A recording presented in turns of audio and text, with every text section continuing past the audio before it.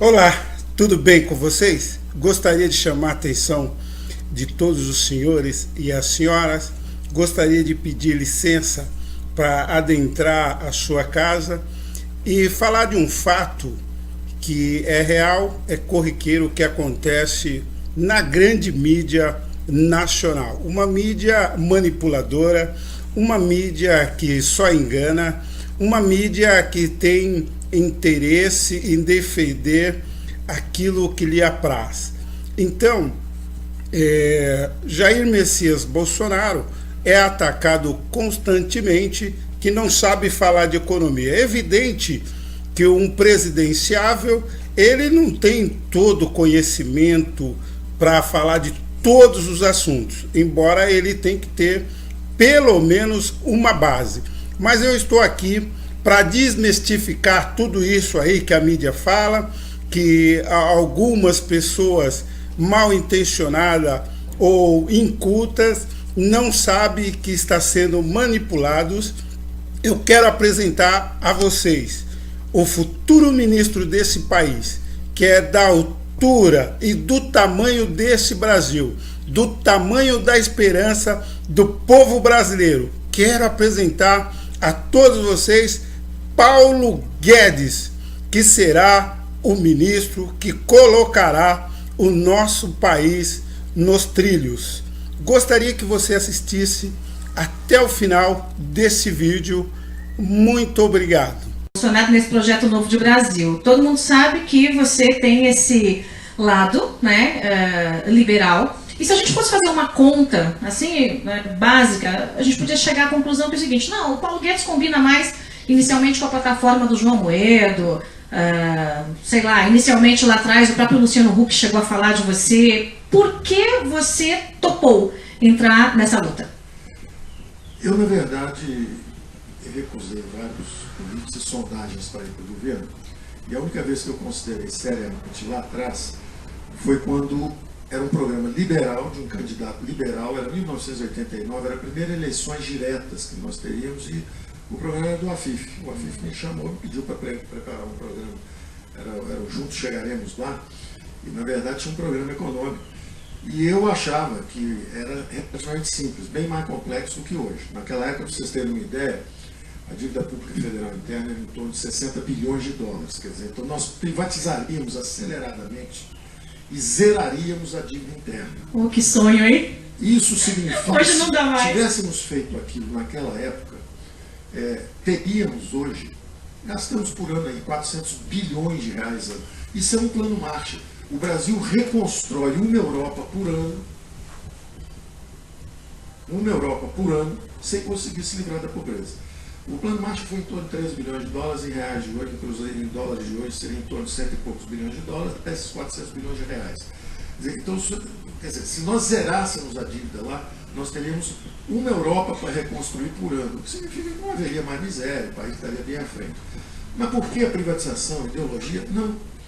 Quando os militares entraram com um projeto de estabilização. Realmente o Brasil derrubou a inflação rapidamente, quadrupla campos e bulhões.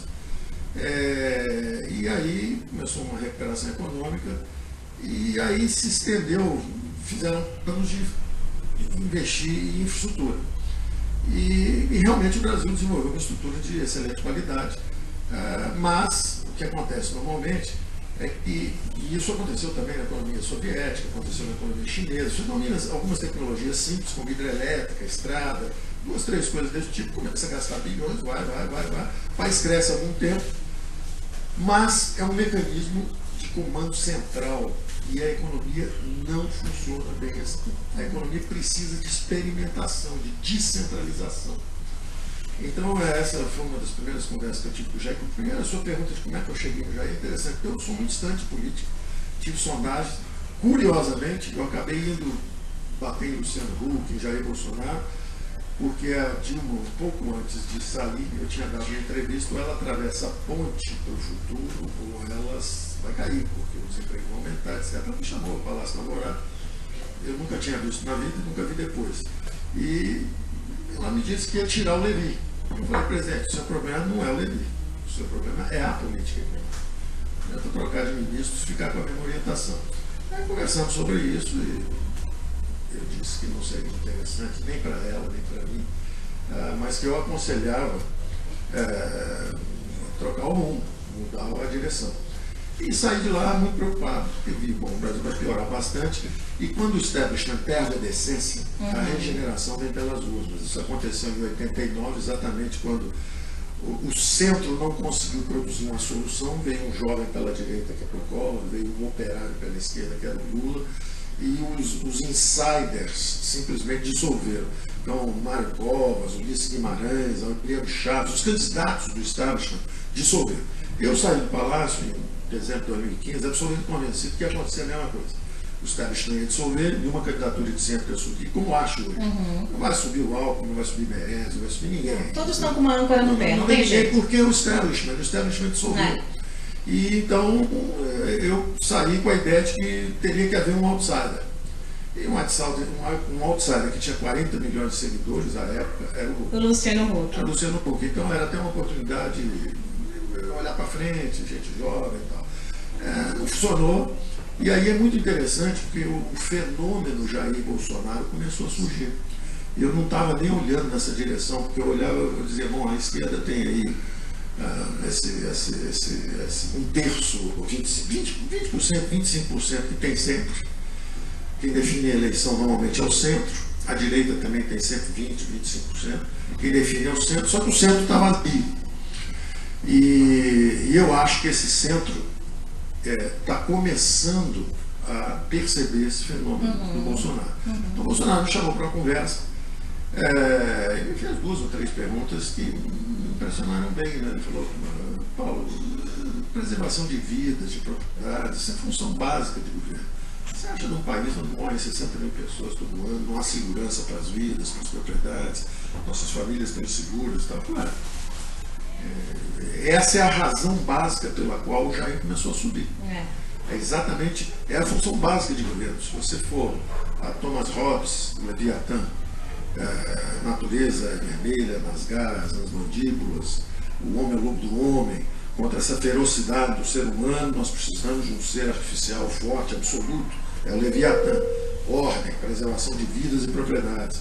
Aí você vai ao John Locke, do governo civil, a mesma coisa, como é que uma nação vai ser industrials, né? Como é que uma nação vai trabalhar se o fruto do seu trabalho não é assegurado, etc. Então, a razão básica do Estado de Direito, dos constitucionalistas britânicos, a razão básica e essencial do governo é a preservação de vidas e propriedades. Então as pessoas estão em choque, não percebem por que o Jair está subindo, mas ele está subindo porque ele defende uma função fundamental de governo, não há progresso. E aí não há progresso sem ordem, né? Tem que botar ordem agora para o progresso vir automaticamente, é o básico. Aí não é automaticamente. Aí é que é a brincadeira que eu fiz quando nós começamos a conversar e a mídia perguntava, mas você é um liberal conversando com um general, estatizante, como é que pode isso? Não entendo e tal. Eu dizia, olha, vocês estão impressionados porque a ordem começou a conversar com o progresso. O progresso não sou eu. O progresso são as ideias liberais. São as ideias de que a grande alavanca, a grande ferramenta de enriquecimento, na verdade mais que enriquecimento, de valores, de tudo isso, é justamente o pensamento livre, é a liberdade. E enquanto as pessoas acham que o Ocidente está numa crise de valores também, enquanto o Ocidente está com esses problemas, o capitalismo está tirando 3,5 bilhões de eurasianos da miséria. Nunca houve, quem estiver olhando de Marte, nunca houve tanta criação de riqueza na Terra. Quem está olhando de Marte está achando que o mundo está... Quem está na Terra, quem está no Ocidente, acha que o mundo está em crise, porque tem uma disruptura. Toda hora um governo perde, Macron surpreendeu na França, teve o Brexit na Inglaterra, aí de repente tem o Trump nos Estados Unidos, aí tem o Bolsonaro subindo aqui. Então os establishments estão meio assustados, mas não há razão para isso. Na verdade o que há é que 3,5 bilhões de eurasianos, que são os abandonados pelo socialismo. O socialismo falhou miseravelmente para 3,5 bilhões, metade da humanidade estava afundando sob o peso do socialismo. É o leste europeu, é a Rússia, é a China, eram miseráveis, a Índia, estava todo mundo descendo. De repente, mergulharam nos mercados globais, mergulharam no comércio com a civilização ocidental. 3,5 bilhões de brasileiros estão na miséria. Nunca houve antes na história. Nunca antes da história deste país. Nunca antes na história da humanidade tanta gente escapou da miséria, fugiu da miséria, através dos mercados. E na hora que eles entram nos mercados, os salários não sobem no Ocidente. E aí começa o corre-corre do lado de cá. E aí os políticos não conseguem explicar por quê. Os políticos, nas plataformas social-democratas que dominaram o mundo, travaram o crescimento.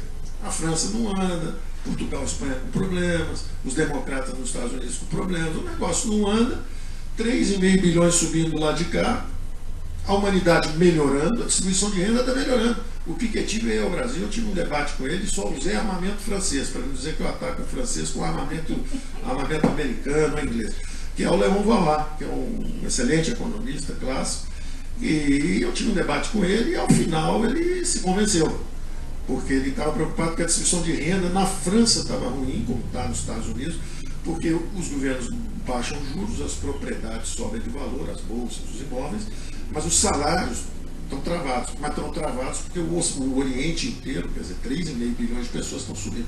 Então a distribuição de renda no mundo nunca melhorou tanto. Mas os governos ocidentais que brincaram de welfare state demasiadamente, os americanos que abusaram de finanças demasiadamente, quer dizer, quem cometeu excessos é como se fosse o seguinte: o Ocidente enriqueceu rápido e deitou na rede e quer administrar o progresso com coisas que não são sustentáveis. Enquanto isso, os asiáticos abraçaram pela primeira vez a oportunidade, dormem pouco, trabalham muito, poupam bastante, estudam demais e querem a competição. É uma boa fórmula, né? É uma fórmula dormir, imbatível. Trabalhar, estudar e acabou. É uma imbatível. Então, o que está acontecendo é isso. E eu brinquei com o Jair e falei: olha, o pessoal não está entendendo não, mas ordem e progresso anda bem. Funciona. Preservação de direitos, propriedades, vidas, garantia dos empreendimentos, redução de impostos, desburocratização, abertura da economia, privatizações, isso funciona. Na época do AFIF, se vendesse as estatais, zerava a dívida. Hoje, se vender tudo, só 20%. Daqui a 15 anos, se vender tudo, talvez 1% do patrimônio. O que está acontecendo conosco é má gestão. O que está acontecendo conosco é uma má gestão, mas há muitos anos. Para vocês terem uma ideia, o tripé, famoso tripé, estava no plano do AFIF, Banco Central Independente, equilíbrio fiscal, flexibilidade no câmbio, privatizações. Então, isso nós podíamos estar há 30 anos. Isso. Mas com essa conversinha, primeiro com a conversa populista, de congelamento de preço, o plano cruzado. Na verdade, o que houve? Políticos inebriados, depois de anos fora do poder, chegam e buscam fórmulas populistas. Economistas inexperientes, incultos, querendo oferecer fórmulas fáceis para políticos que estavam loucos para fazer uma graça. Foi feita a graça. Fizemos o cruzado, que é um plano bolivariano, um plano venezuelano. Era caçar boi no pasto, quase prenderam o Maxud aqui em São Paulo, porque subiu o preço do Guaraná no hotel dele. Um absurdo, uma selvageria, do ponto de vista de civilização, uma selvageria. Mas a mídia toda na época apoiou o plano. Por quê? Porque era a redemocratização. Bom, fomos para a hiper. Vamos para a hiper, o Collor bloqueia a liquidez. Outro sintoma, os preços sobem, você congela os preços. É um sintoma, não resolve nada. O dinheiro começa a girar em alta velocidade, você congela os ativos, então. Foi o que fizemos.